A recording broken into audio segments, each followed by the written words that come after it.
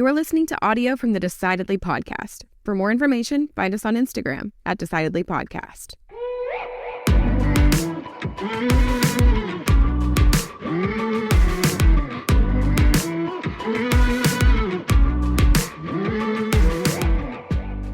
Somebody complimented me the other day on our day. Shocking as that may be, but it actually wasn't me. They were complimenting my dog. They're like, "Oh, your dog's so well behaved." I had taken the dog to the airport. You're right. That is a compliment of you. Yeah. Well, the interesting thing is, so they had complimented the dog. Your dog's so well behaved. I was like, people always compliment my dogs. I always have good dogs. Do you ever notice that people who have terrible dogs, like the dogs are just not well behaved, always have terrible dogs? It's not just that dog they have, it's all of the dogs they've ever had are always terrible. Yes, it's consistent. And when I say terrible, I'm not saying this dog, the dog's not terrible. I'm not saying the dog is not worthy of love. I'm saying the dog is perhaps not socialized properly. The dog jumps on you, the dog will lick your face, the dog will bark randomly, dog knock things off the table. Your dog never does any of those things. Nope. Ever. None of our dogs have. Ever. Yeah, you have like trained dogs to do things that I've not seen other people train their dogs to, other than like professional dog trainers. Like you had dogs who would only stay in certain rooms of the house, and there was not a fence. Yeah, they weren't physically restricted. There was not a cage or anything. They just knew they couldn't walk past the threshold of that room. Right. And they would honor it. They would never violate it. Right. You had dogs like ring bells to go outside. Sure. Instead of scratch the door or bark. Right. Or just get really hyper and come bug you. They would just ring the bell politely. Yeah. Little dinner bell right by the, service bell right by the door. They go ring the bell. You've always had very well-behaved dogs. Well, what do you think it is about people who don't have good dogs that makes all of their dogs misbehaved dogs? Well, on one hand, I think it's the discipline of training the dog. You spend a lot of time, energy, and money to create well-behaved dogs, and that's not. You can't just hope that your dog will be well-behaved. You have to spend a lot of time with it. You ever go to those people's houses? It's just chaotic. Yeah, no. That's the other thing is I think when I go visit people's houses and their dog is jumping on me and barking and knocking things off the table and getting on counters and hopping on the sofa, and generally in the way, their whole house is that. Well, it's an energy. Yeah. Yeah. It's you go to their house with a poorly behaved dog. It's usually a messy house. It's usually a loud house. The person who owns the dog is usually not a calm person. You don't notice. I will say there's one caveat, and that's your mom. Those dogs she had always barked all the time. That's the exception that proves the rule. She is like the most calm person. Yes. Other than that, most of the time I see a loud, noisy, chaotic dog. I see a loud, noisy, chaotic person. It's like, well, if I live in a house that is messy, I'm going to be more stressed. Well, so would my dog, right? If I live in a house that's noisy and I've got the radio and the TV playing all the time, I'm going to be more stressed. So yeah, my pet's going to be more stressed too. If the people in my house are loud and noisy and chaotic and they don't have their life together, it's going to stress me out. Well, that's the case with my dog, right? If I live alone with my dog and I'm stressful as a person, right. Well, how is that? That's going to rub off on my dog. Same thing's true. If my dog is a stressful dog, it's going to rub off on me. So I think that like creating calm environments and creating ways to be calm are helpful for us, but they're helpful for our pets. They're helpful for our spouses. They're helpful for our children too. Today, we're talking to someone who is an expert on being calm. And oh my gosh, from the first time we sat down and talked with him, I could tell this guy is not joking. He is a real calm. Oh, he's super fella. Chris Bailey was on the podcast today. He's an author and lecturer who explores the science behind living a deeper, more intentional life. He's the international best-selling author of How to Calm Your Mind, Hyperfocus, and The Productivity Project. He's also the author of the Audible original, How to Train Your Mind. Alongside his wife, he's the host of the podcast Time and Attention and writes a weekly column on his website at chrisbailey.com. He speaks to organizations around the globe on how they can become more productive without hating the process. His latest TED Talk, How to Get Your Brain to Focus, was viewed over 13 million times. He's garnered coverage in media as diverse as New York Times, Wall Street Journal, GQ, HuffPost, New York Magazine, Harvard Business Review, TED. It keeps going on. The TED Talks organization calls him the most productive man you'd ever hope to meet. We had a great time talking with Chris. We talked about how laziness isn't necessarily bad because what we lose in speed, we make up for in deliberateness, deriving satisfaction from the good things in life, choosing to savor the moment, how the most productive people aren't the ones who are always working to be faster. A lot of times it's the ones who are working to be more intentional. The 10 human values derived from Shalom Schwartz, and how an anxious mind decreases your ability to make stable decisions. We talked neuroscience, we talked being calm, got a little bit of business insight in there too. You're going to learn something, and hopefully by the end of this episode, you're a little bit calmer as well. I'm Sanger Smith. As always, I'm with my dad, Sean Smith, and this is Decidedly.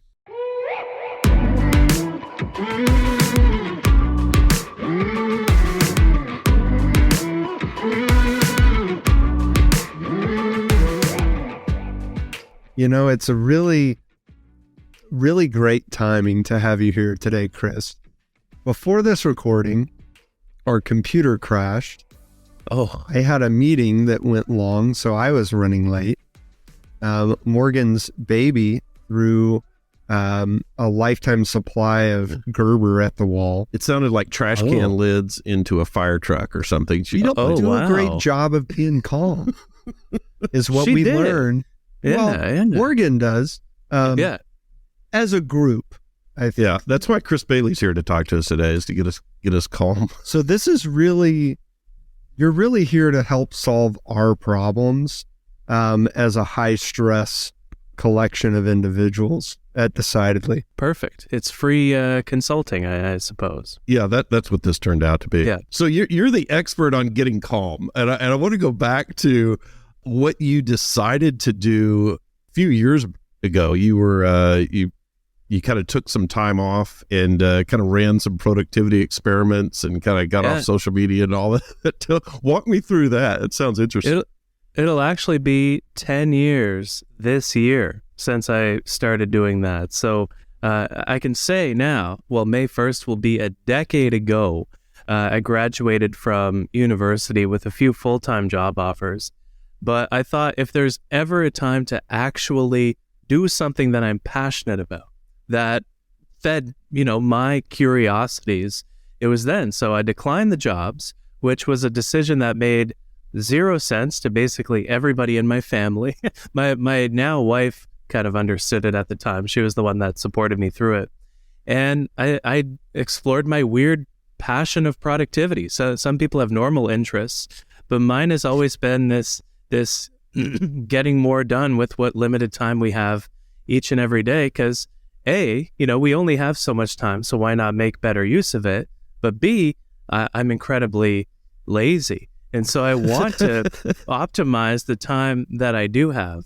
And so that passion has turned into books on productivity. It's turned into following other passions about subjects that are tangentially related to productivity, like meditation, like calm, like how we can focus and manage our attention. And so it's been this fun journey that will be on 10 years this year of just, pulling on threads, chasing curiosities, and discovering the places that I end up in doing so. It's interesting that a self-described lazy person would decide to focus their career on productivity. Laziness is the mother of invention, or? But here's the thing, Chris. I heard or read something about how you identify yourself. Like in your Instagram bio, I think it says you're very curious, very lazy. Yeah. It's like at first I was like, oh come on, dude, you've written books and you're doing all this productivity research. And then I thought, man, I'm lazy too, and I do a lot. It's like you're fighting that laziness. Or at least that's what I'm doing. I'm fighting that laziness so hard because I know it's a flaw that I have, that it makes me productive. How are you fighting the laziness? By beating myself up over it, I guess. I don't know. Oh, no. I'm getting really stressed and not calm at all and doing the opposite of Chris. No, not the, it's, I think you can be lazy and still make progress in the moment. You know, it's because it doesn't matter how slowly you work often if you work in the right direction. And, you know, we waste so much time every day and we leave so much attention on the table often too. You know, when we get distracted or interrupted when we're working on a task, it takes us an average of 20, 25 minutes to get back on track afterward, to get aligned to the original thing that we were working on. So if we're working half as slow, we're moseying on, we're making slow and steady progress, but steady progress and not really getting off track, I think we become more productive through that laziness, not to mention what we often lose in speed. You know, there's a limit to this stuff, of course, right? If you work in slow motion, good luck having a job after much of a period of time. But, you know, often what we lose in speed, we make up for in deliberateness. And this is especially the case with knowledge work. You know, when I'm writing a book, my trick to writing a book is to write very, very slow. Because if I write fast, my body will be over my kind of heels, and then I might start tumbling downhill. But if there's kind of that deliberateness to our pacing, and that deliberateness takes into account our natural tendencies to want to take our time with things, I think there's a remarkable calm to that there, but there's also a lot of productivity if that's something that you value. So we're able to make steady progress because we make sure we're going in one direction. If that makes sense. Yeah, it makes a lot of sense. The practice of meditation is in some ways being as deliberate as you can about everything you're doing, right? Being as deliberate as you can about how your body is positioned, about your thoughts, about your breathing. So being very deliberate, it makes sense that would be calm, or evoke a sense of calm. Yeah, and you actually enjoy things more too. When you're deliberate or when you're calm? When you're deliberate, yeah. Because you are slow enough to appreciate them. You know, there's so many moments of our life that we just rush past. And, you know, I look, so we mentioned Calm. The latest book is on Calm. First and only plug of the episode. It won't be the only one, but that's okay. No, I hate getting all self-promotional. But it's, we so often rush past the most beautiful moments of our life because there's so much on our mind, or we're moving too fast to appreciate them in the first place. And one of the interesting fields that I encountered in writing this book is the science of savoring. And so there's actually a process. The savoring is the name for the process where we convert positive experiences into positive emotions. And so just because you experience something incredible does not mean you'll derive any satisfaction from it whatsoever. You know, think about, you know, we were out for dinner the other night, and across the way from my wife and I, the couple there were taking pictures. They were posing on Instagram. They were doing all this stuff. I don't know if they really tasted their food, but when you slow down enough to actually do this positive rumination on the present moment, we can derive more satisfaction from everyday experiences, and that's what savoring is about. So it's about productivity, you know, of course, that's, you know, what I'm curious about. That's my background. But it's also about actually deriving more enjoyment out of life. You know, we slow down enough to appreciate the positive things in our life. We anticipate them. We reminisce about them. We marvel at them, we luxuriate in them. All of these are styles of this idea called savoring. And, you know, moving fast is not conducive often to a good life in a lot of different ways. So how is savoring different from just sort of being present and aware and taking in the experience that you're having? Yeah, it's all about that positive rumination. And so we're really soaking in the good parts about something. So, you know, if you're eating a burger, your entire attention is devoted to the positive aspects of that experience. which is different from mindfulness, which is usually looking at a moment with, without judgment, right? Without trying to label things in a certain way. The interesting thing about savoring too is the wealthier somebody is, the less likely they are to savor their lives. So wealthier people report a diminished ability to actually enjoy themselves. Why do you suppose that is? It's because we have these, not to nerd out too much, but I feel this is a safe space for this. We have these two opposing networks of our mind. We have an acquisition mentality, right? And all the networks in our brain that are that support it. And then we have a here and now network, which we activate when we're present in a fun conversation, when we're savoring something and immersing ourselves in a positive thing completely, when we're in a state of flow, right? Where we look up at the clock and 2 hours have gone by. It feels like 15 minutes, but we're so immersed in the work or conversation or whatever that time seems to not exist at all. That's the here and now network. That's the productive network. That's the focus network. That's the network that leads us to appreciate things. But when we seek to acquire more of something, that activates a network that is opposed to the here and now network. And so this is more money, more productivity, more problems, all these different things.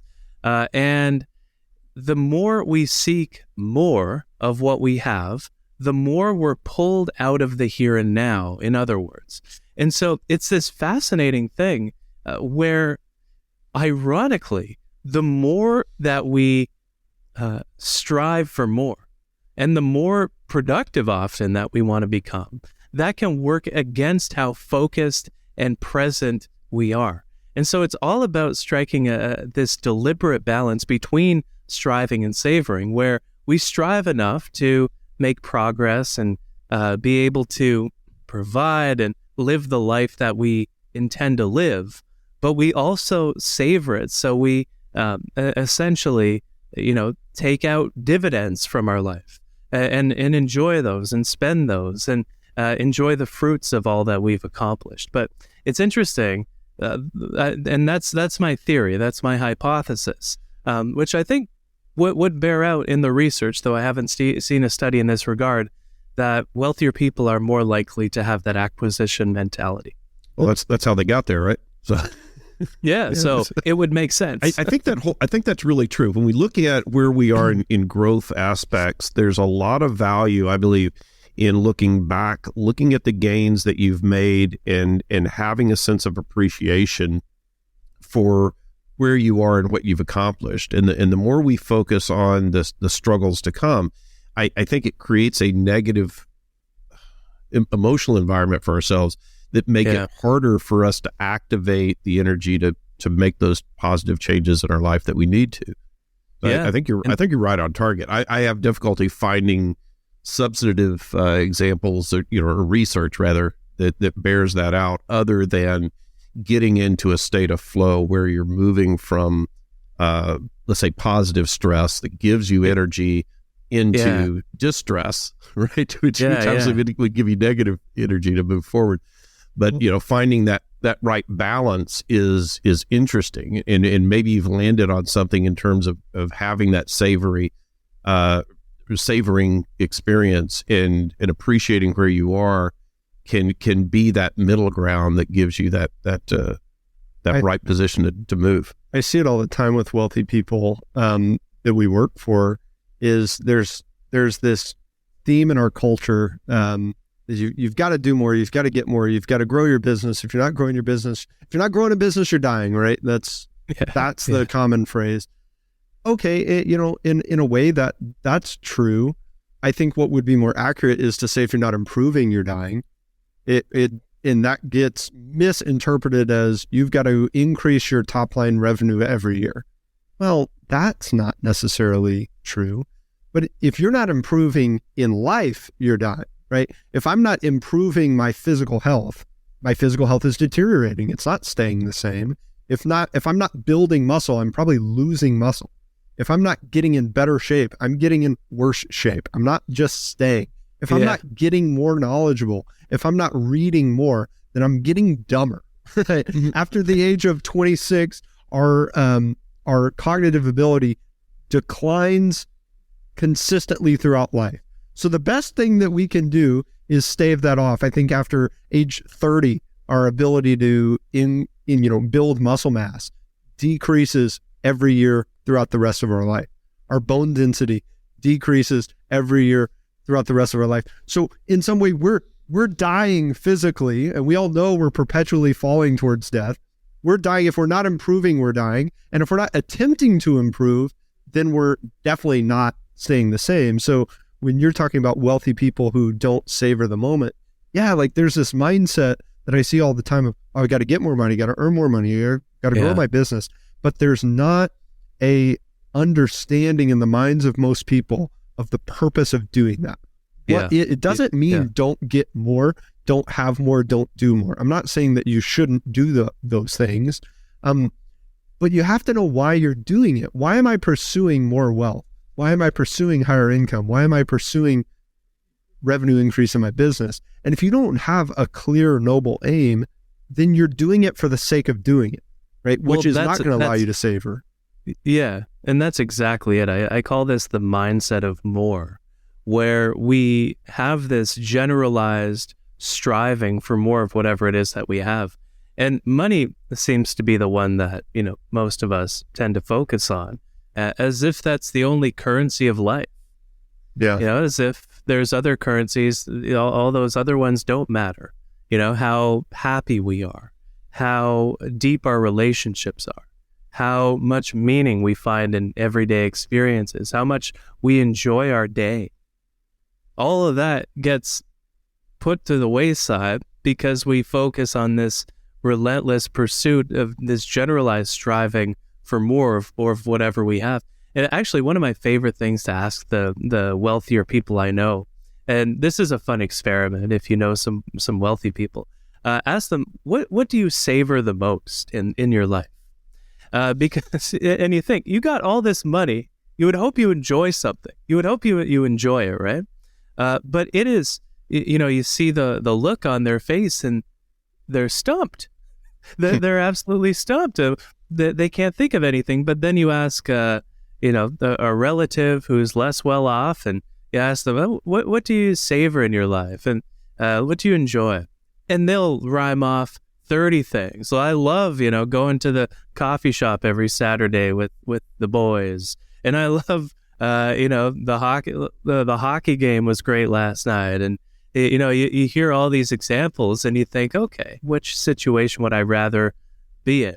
But I don't think it's necessary to kind of trade, in your money for happiness. I think there are ways of definitely getting everything we want. We just need to be intentional about it. And that's what it keeps coming back to. Everything in my work always comes back to intentionality. The productivity stuff, the calm stuff, the meditation stuff, it's all about intentionality.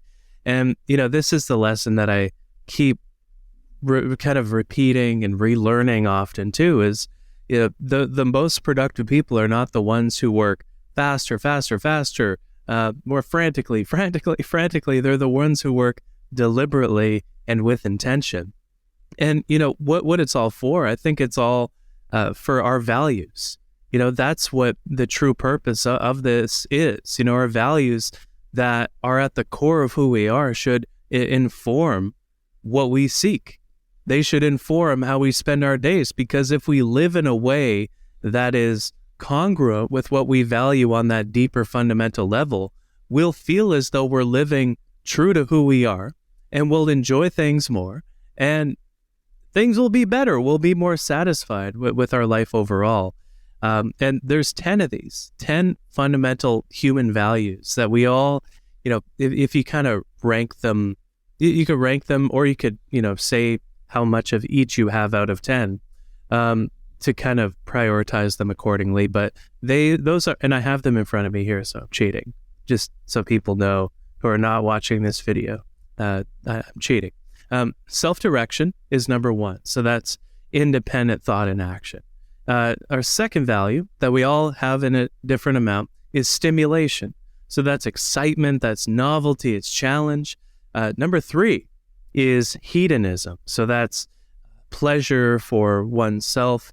Achievement indeed is a fundamental human value. And if that is something that you have, that's good. That's okay. It's channel it, make the world better.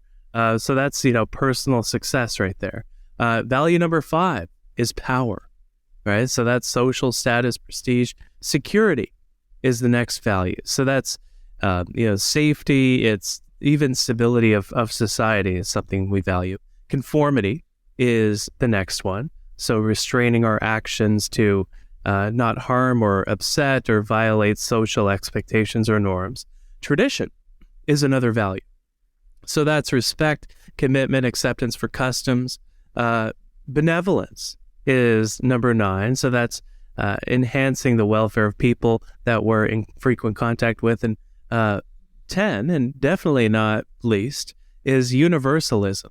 So that's understanding, appreciating, tolerating, and protecting the welfare of people and of nature, something we forget about because so many of us are in these concrete jungles as I am today.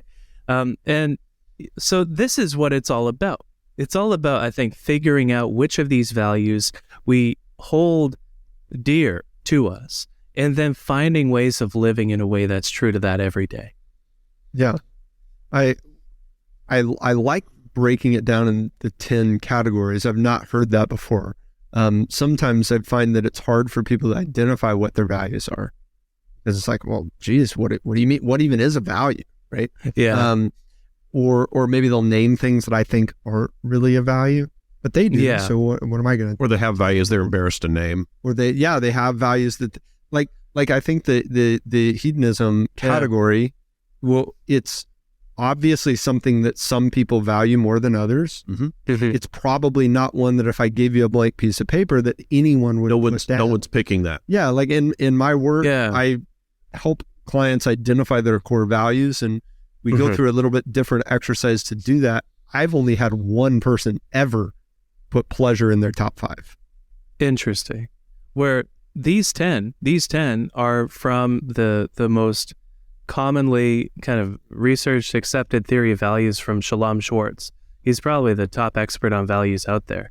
And so if maybe he's a hedonist. Maybe that one is for Shalom. Well, here's the thing. There's a difference in whether it should be a value that you pursue, whether it's a fulfilling value, and whether it is one that people do place value on, right?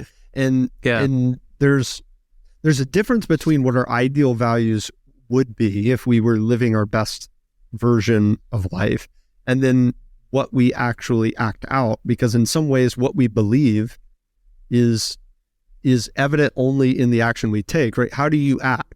How do you live through life? And you might say, I don't care about pleasure at all, but if all of your decisions are guided by what's going to provide the most comfort, then, well, you probably are, at least you're valuing this hedonistic lifestyle, even if you think maybe you shouldn't be doing that. It's like, well, you are.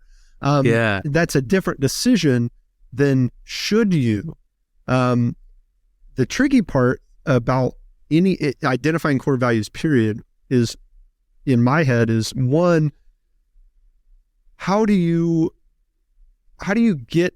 know that the values that you identify are truly the ones that you want to pursue, right? Yeah. Because that can be influenced so significantly by other people's values who are close to you, right? If you grow up like I did with somebody who values achievement, like, how much of my own value of achievement is my own versus influenced by my dad?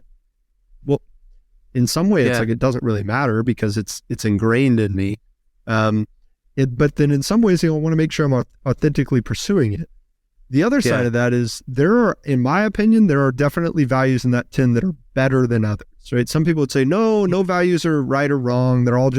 It's all just what you want. And nobody can tell you that to pursue one value over another is in any way wrong or right. I don't know, man. I mean, if you said the only value I'm ever going to pursue is power, well, we would all know that that's a terrible way to live, right? There are others that if you said that's the only one that I'm going to pursue, it still might not be a great life, but it's going to be a better life than only pursuing power. If you only pursued achievement, I would say that that's better than only pursuing power. At least it's not as, I don't know, it's less likely to negatively impact other people. That's an interesting kind of frame. Yeah, because you kind of run through the exercise and you think, okay, imagine every single person in the world valued power. What would the world look like compared to if everybody valued universalism, right? Imagine, and this is kind of an imagine all the people kind of situation. Yeah. Where, imagine all the people valued universal, so which is understanding, appreciating, tolerating, and protecting people and nature. Imagine everybody valued power, and then imagine universalism. It's it's a different situation for the collective. But the idea is these are individual values that different people differ on and Sure. have. And actually, if you look at these 10, and what I love about this Shalom Schwartz theory of value, and by the way, in kind of the question or the frame for this conversation that you were just saying, Sanger, you basically summed up the kind of meta-analysis that I was reading the other day on this. So I could tell this is something that you've thought a lot about and guide other people through.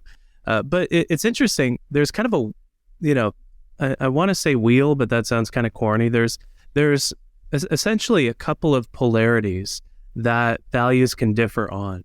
And so a lot of these are opposed to one another. So for example, tradition might be opposed to self-direction because one is staying with what you usually do and the other is directing yourself to do something different than what's expected of you. And so there's essentially two polarities that these values differ on. There's either individualistic values versus collectivistic values. And so ones that are self-focused or other-focused. So for example, power versus universalism would be directly opposed to one another. But the other polarity is conservatism versus change. And so wanting things to stay the same or being comfortable with things being different if they're going to improve in some way, hopefully, and, by your own judgment, it's an improvement. And so it's interesting how these values kind of differ, but I think, it's kind of right that there are some values. I don't know if some are better. Like they would be better in some regards for sure. So like when you measure the collective world, definitely universalism would help us all more than seeking power. But I would also say that there are some that are more addictive than others, where they kind of fire up our neurochemistry and lead us to over-invest in that value because of the fact that it's self-reinforcing. And so I think of stimulation in this way. So novelty is a big part of stimulation. So these 10, by the way, are umbrella. Think of them as sort of categories that all other values exist inside of. So within stimulation is valuing novelty, for example. But novelty is an interesting kind of factor here because we have a novelty bias embedded within our prefrontal cortex, the logical center of our brain, by which for every new and novel thing we direct our attention at, we get rewarded with a hit of dopamine, which is a chemical that it's called the molecule of more. In fact, we're talking about this pursuit of more. Dopamine is what drives it. But it also leads us to never truly feel happy. We always feel as though happiness is around the corner. I think you're right. When you look at the values that people will articulate out loud, a lot of times those are aspirational sometimes, and I'll have to dig down to make sure that people are expressing their real core values and not sort of aspirational values, because I think when you look at asserting values that are not being lived out in your actions, in your real self, there's this disharmony that's present that creates kind of static in your mental framework, and it negatively impacts how you're making decisions. And so one of the reasons I wanted to talk to you is, when you look at the sort of state of calm, I think there's an inherent obvious understanding that if I'm in a calmer state, if I'm in a less frantic state, I can make better decisions. And yet I would suppose I can't just decide to be calm. I have to decide what activities to pursue that will result in a state of calmness. So other than sort of obvious, meditation, let's say. What would be the things that I could make decisions upon, decide to do, that would result in a more calm state that would thereby allow me to make more improved decisions? Yeah. And I think that meditation point is important to say, because there are so many strategies out there. In the book, I devote basically one page of the book to meditation. Because I think there's just such a wealth of complexity that leads to calm or leads away from calm. So calm in decision making, I think we all know on some intuitive level just how much a calm mind can help us out. So let's say you're about to give a huge presentation to 1,000 people, and that presentation is 3 minutes from now. You probably have the pre-talk jitters. You're probably feeling a bit anxious. And in that moment, if I asked you to make an important decision, would you do a good job of making that decision? Our cognitive capacity is lower when we're in a stressful situation like that.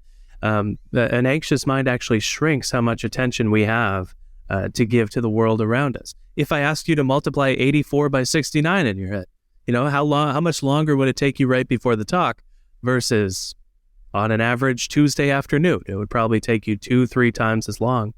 Same with airplane turbulence, right? If you're flying along and you hit a heavy pocket of turbulence, good luck making good decisions. Good luck being able to focus on things. And so we don't really, we're kind of a fish in water where we don't realize we're in water. And I think that's the true with our state of mind, where we don't realize we're anxious or we're calm. It's just kind of the state that we're in. But you're exactly right. There are practical, tactical strategies that we can invest in immediately in order to get there. So we're just chatting about that dopamine bias, the fact that for every new and novel thing we direct our attention at, we get rewarded with a hit of dopamine, which makes our mind stimulated. It makes us more anxious, in fact, when we're tending to a distraction that's threatening at the same time. And so one strategy that I've come to love is to do stimulation fasts, is what I call them. And so essentially, for a period of time, you go without these empty sources of dopamine, which leads you to a calmer state of mind simply because you're tending to fewer stimulating things over the course of the day. And so, every single thing that we tend to all day long lives at a different height of stimulation. And depending on how much dopamine it releases, depending on how novel it is. And so at the very height, the zenith of stimulation is something like alcohol or drug use. And below that might be social media, which is pretty novel. Then maybe email below that. And you keep working your way down. At the bottom is like bookkeeping. It's accounting. It's, all staring at a campfire. It's things that aren't very stimulating. And the idea, though, with the stimulation fast, which is often called the dopamine fast, is you eliminate as many things as you possibly can from this upper band of activities, which lowers your average stimulation height. And this makes it easier to focus on everyday things, because when your average stimulation height is lower, it becomes easier to focus on things like bookkeeping, on conversations, on everyday experiences. We savor things more. We enjoy things more. We reflect on our values. We do all these things, and we end up being more productive to boot because we have a greater cognitive capacity that comes along with that. So one simple strategy, and I do one every probably 4 to 5 months or so, because I find this strategy so beneficial, and distractions always seem to pop back up. That it's interesting that you talk about that dopamine fast, and I did not use that word, but I experienced it. It's starting about probably 12 years ago. I would take short breaks from the work environment, and I would tell my assistant, I said, I'm going dark. I'm not checking emails. I'm not calling you. I'm not checking voicemail. I'm not logging in. I'm not bringing any work product, doing nothing. And the biggest one I did, I took 30 days off in a row and hiked the Camino de Santiago in Spain. Oh, yeah. And it was just a beautiful experience. And what I noticed was not only was I reducing that sort of those dopamine hits and that stimulus that was coming in. I couldn't even watch TV at night because it was all Spanish and I didn't know what was going on. So I would just relax. And after about probably a week, I started realizing that I was missing that savoring experience that you were talking about. I said, I'm just walking through here. I'm focused on, I'm looking down at the path, and I'm not savoring this beautiful countryside and the experience that I'm walking through. And I started to become conscious of it. I started to become aware of the beauty that was around me and experiencing the villages I would go through and all those types of things. And I came back from that experience, and more than a few people commented to me. They said, "Wow, you seem different. You don't seem to." It was really obvious, by the way. Well, I mean, it wasn't obvious to me, which was interesting, but it was night and day. It was like his personal assistant and I have had a great relationship because she's worked with him for a long time, and there's a family dynamic to the work that she does sometimes. And anyway, she and I would talk a lot about how there's two different Seans. There's Sean prior to this trip and then Sean after this trip. Oh, wow. And she noticed it, and I noticed it, and everybody else noticed it. And I think she had a lot of, I have thanked her many times for how she helped you find that mindfulness, because, if she wasn't doing that great work that she was doing, maybe you wouldn't have, have someone you could trust, you might not have gone. Right. So I've told her that many times. It was a totally different person. Well, it was my first experience at sort of getting to that calm state, and going through and removing those external influences and getting to a point of, and I didn't know the word then to use, but savoring that experience. Mm-hmm. And I think it created a lot of clarity, for me at least, in how I thought about both smaller and larger decisions that I needed to make. Yeah, and we gravitate towards stimulation, though. And this is the problem. This is what makes this an uphill battle, is the stimulation is self-reinforcing because of that dopaminergic aspect of it. So we see this in how we use our phone, for example. So we'll pick up our phone and then we'll check maybe Instagram and get a hit of dopamine, assuming we encounter something novel, which of course we always do. And then after tending to Instagram, maybe a minute after that, we check the news and encounter something else novel.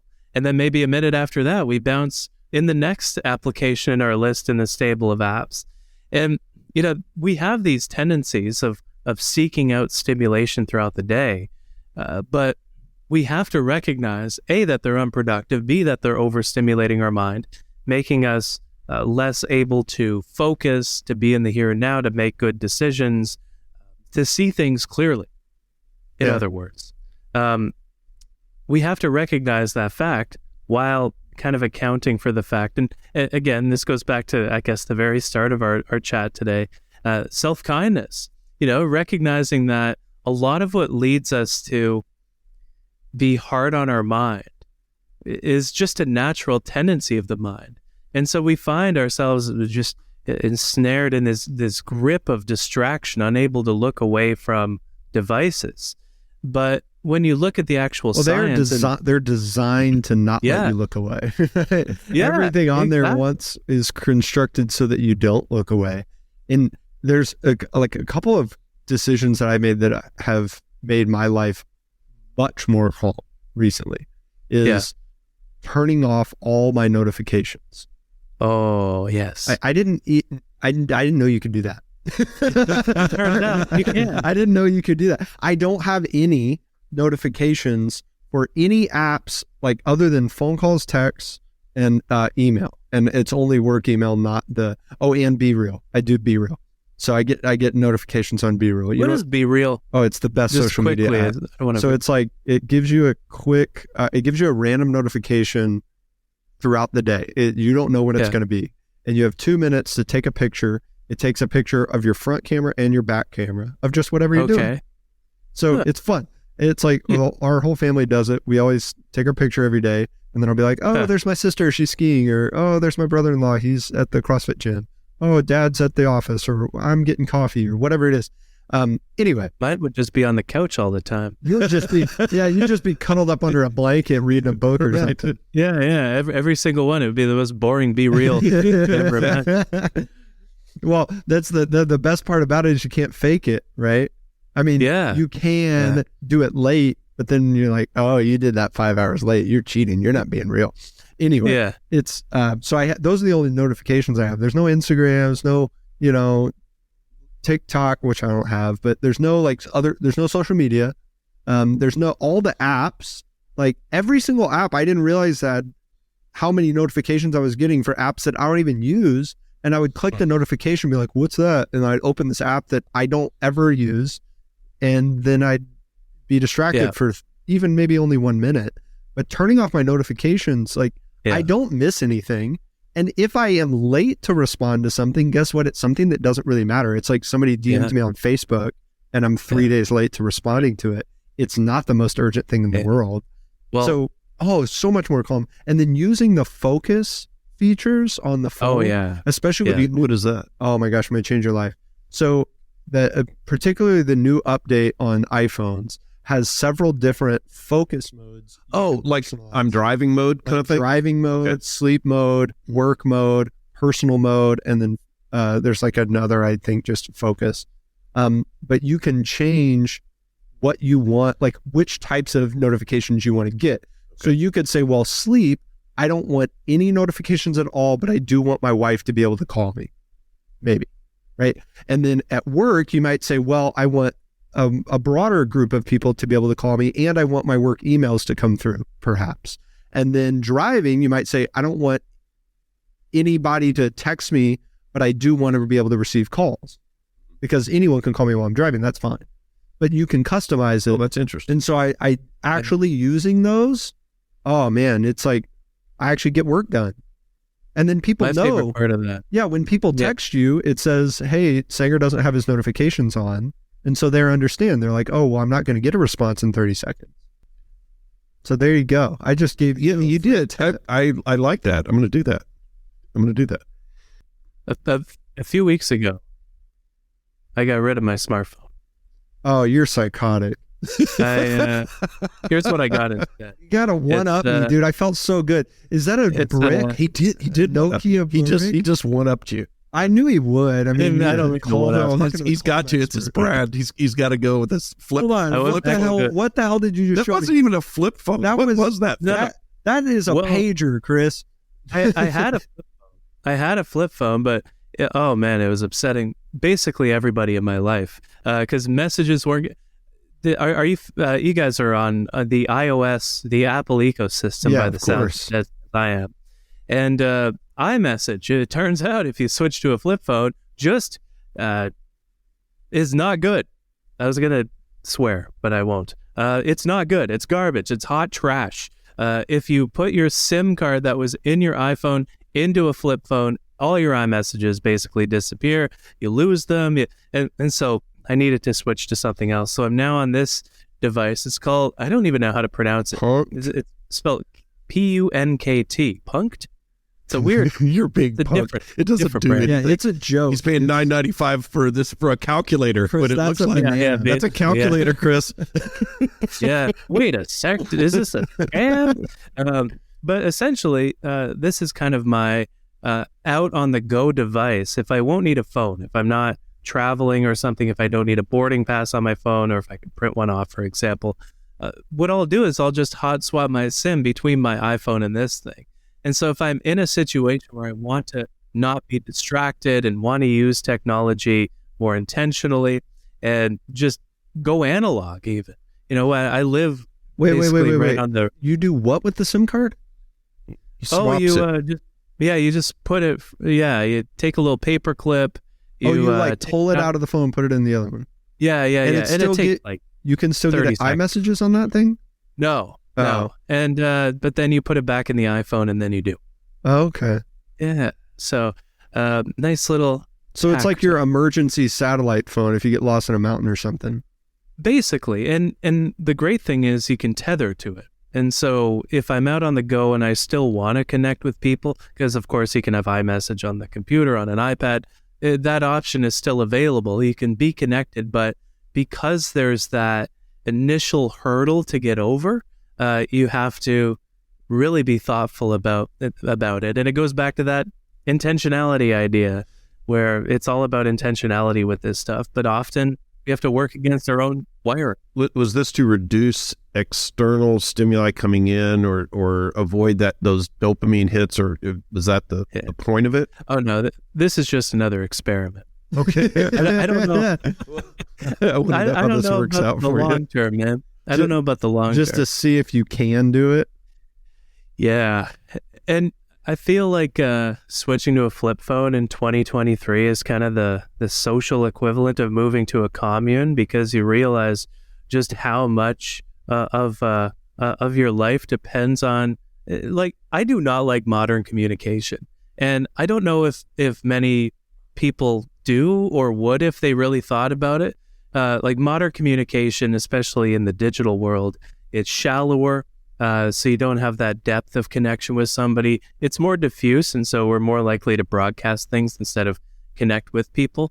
And we have a lot of shallow connections instead of fewer, deeper And ones. that's getting worse. Yeah, with TikTok, original social media was all about connection. MySpace was your friends. Facebook was your friends. Instagram, I think, kind of started where, okay, well, you can connect with celebrities and meme pages and just cool stuff that's not your friends. And then TikTok, it's like, people don't really, you're not on TikTok to be with your friends. You're on TikTok for the internet. You're connecting with the internet on TikTok. I don't see that getting better. Yeah. I miss it. I miss the way communication used to be. And I think that was the impetus for this experiment, is I wanted to go back. But I don't think it's possible to. No, it's a cat's out of the bag at this point. You strike me as a guy you're trying some interesting experiments. What other things did you do along this journey? Other experiments that you did that either worked great or just went down in flames? Oh, one that I was really dreading, and so I put off doing so, but I eventually did to great success, was making myself bored for an hour a day for a month. And so I put a call out to the readers of my website, and I asked, what's the most boring thing you can think of doing? Because I'm going to do this for a month. And so day one, I read the iTunes terms and conditions. It wasn't called Apple Music yet. Well, congratulations. You were the only one. Cool. Yeah, I think I'm what the does only it say? one. You and some attorney at Apple. Yeah. Yeah. It's like a PhD thesis. Like the only people who read it are the ones who wrote it. But it's actually more readable than you would think. And he's trying to sell us on this bullshit. I really think you should give it a shot. Fun. Misery loves company. Yeah, I read it. You should read it. The other 30, because there's a month with 31 days, they were like counting the zeros in the first 10,000 digits of pi. There was like one person suggested, move you don't need to count. rocks. It's 10,000. It would hopefully be 10% of because of all the numbers, the random just the distribution, zero. right? Okay. Just the zeros. Yeah, just the zeros. Okay, all right. And another one was move rocks, small rocks from one place to another repeatedly on your desk. So that was another one. Watching a clock. But this was, a lot of the stimulation heights came out of this experiment. Because the first week of this experiment was hell. There was no way around it. But after that, I felt kind of a new expanse of focus open up, and in a surprising way. Because if I could become engaged with something that was so boring, I could become engaged with pretty much anything. And that's the idea behind the whole stimulation heights thing, is if you can reach a state of flow just moving rocks around on your desk, which feels like kind of a Zen poem in and of itself, you can become engaged and calm with pretty much anything as things kind of change around you. And so it's all about that stimulation hype from that experiment. That reminds me of your mom's house, like the sand garden. Oh yeah, she got a sand garden, a little like a chime, It's a wind chime, meditation chime. There's all these things that are like, they would be. It's a very peaceful house, but it's like very purposely and designed for you to be, doing. I used to think it was cool as a kid, and then the little sand garden, just because it was new, right? And then eventually I was like, that's boring. And the lighting in there. It doesn't change colors. It doesn't you can't like build things. It's boring. But every time I go to her house, it's a different design. You notice that? Mm-hmm. It's always different. So she actually does it, and just even raking the little wooden rake through the sand. Right. It's not a exciting activity, but it's a peaceful. It's a calming activity. Yeah, she's very calm. You were talking about the getting bored, and with current society, we don't have a chance to get bored. I just finished a book called the Comfort Crisis by Michael Easter. He spoke to this fact that in our current digital world, we don't have that opportunity to get bored. And that boredom actually is positive for regenerative effects in our mind and the expression of creativity and those types of things. And so it's actually really important, and we don't allow that to happen. So that's interesting that you put yourself in that state. My guess is that you came out of that with better clarity around a lot of things. Yeah, absolutely. And that generative effect. That's such a good way of putting it, because when we're bored, we make our own novelty. These days, of course, novelty is kind of fed to us through algorithms. But we used to construct our own. When we were a kid and we were bored, assuming we didn't grow up alongside the internet, we'd make a blanket for it out of the kitchen chairs, and, a blanket from the closet. We would make these like gross concoctions in the kitchen that were just like, at least I did, these recipes of flour and ketchup and just all kinds of stuff my parents pretended to eat. Like this, we used to construct our own novelty, and then we became adults and we'd play the piano, we'd read books, we'd write poetry, we'd write stories, we would create. And it's kind of a story of how our relationship with novelty has changed over time, where we used to generate our own and find our own. But now it's generated for us by other people, and it's fed to us by an algorithm. And so it's not as nice as it used to be, but there are ways of getting that same effect where we still generate our own novelty, especially when we lower that stimulation height in the first place. And you don't even need to buy a flip phone. Thanks for being here today, Chris. This was awesome. Thank you. I feel calmer just watching you speak. He's such a calm. He's a calm guy. He's got his sweater on. It's a very calm background. He's My painting's knocked over and my cat's toys. Okay, there, don't though. ruin the illusion for us. Only you know that. Yeah. Well, Chris, this was really interesting. I really appreciate talking with you. Thanks for coming on. Thank you. Yeah, where can people find your work, Chris? Oh, Yeah. So my podcast that I do with my wife, who's smarter than I am, is called Time and Attention. We put an episode out every couple of weeks. My latest book is called How to Calm Your Mind. It is, I think, the best thing I've ever written. My productivity books are called Hyperfocus and The Productivity Project, which is about that initial year-long experiment. Hyperfocus is all about the science of managing our attention, which is in so demand right now. My website is chrisbailey.com, where you can find all that stuff. Yeah, thank you for having me. You know, one of the things I noticed about our discussion with Chris is how authentic a lot of the people that we've had on the podcast are in their true self. And I remember when we were talking with Sarah Knight a few episodes ago, which had written the book, you know, How to Not Give a Flip, right? Basically. And her whole demeanor was... Why'd you say that? What are you, a Sunday school teacher? I'm trying to soften it because we're not on that episode.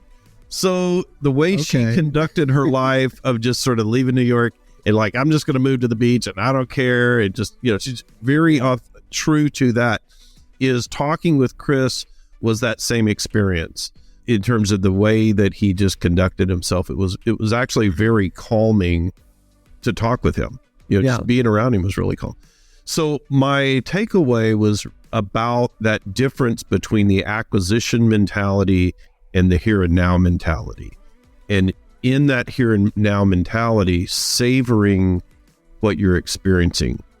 And that thought process, even as I think about doing that, it's calming. Just thinking about having that mentality is actually physically calming to me right now as I say it. So that was an interesting point, and that was my takeaway from our discussion. Also, I'm going to use the word dopaminergic with whatever he said. That was what he said. Whatever he said. whatever the hell word he said. I'm going to go back and listen to it again, and I'm going to use it in sentences. Make sure make sure you listen to it again. Yeah, I think I will. I think I mangled the word. That's a little bit. Yeah, that's what I'm going to use. I don't know what it is. It wasn't. You just know that what I said wasn't it. What you said was like Russian. Yeah. Okay. My takeaway was a comment that he made in passing about how to create those dopamine hits, we are seeking novelty, but when we were children, we created our own novelty. Like I've heard before, when we were kids, we didn't go to the internet to entertain ourselves. Yeah, well, it's not only about entertaining yourself, it's about creating novelty. So how can I create novelty in my life while still protecting the things that are important, right? You can't throw everything out every 6 months. You know, I'm not going to upend my life for the sake of creating novelty, but I can create new moments. And that might be as simple as I always walk the same route in the morning. I'm going to go the other way. It can be that easy. So they don't have to be big things. It can be building the pillow fort. You know, it can be changing up something that's really simple that we do on a routine basis. So I always have my coffee in the kitchen. I'm going to have it on the back patio today, whatever it is. But creating novelty, if I can reframe in my mind what I'm really seeking to do to create those dopamine hits, which is to create novelty without the cheap use of technology, I'll be better off for it and be calmer throughout the day. You just made a great decision to listen to this episode of Decidedly. Make another great decision and leave us a 5-star review wherever you listen to podcasts. We appreciate your support. It helps others find our community and defeat bad decision-making in their own lives. For more daily decision-making insights, check us out at decidedlypodcast.com and on Facebook and Instagram at Decidedly Podcast. Thanks again for listening. I'm Sanger Smith, and this is Decidedly. Insights, advice, and comments provided by Sean Smith, Sanger Smith, and speakers identified as part of the Decidedly podcast should not be considered recommendations. Speakers not identified as members of Decidedly are expressing their opinion, and their statements should not be construed as reflecting the views of the Decidedly team. This podcast is produced solely for informational purposes, not personalized advice.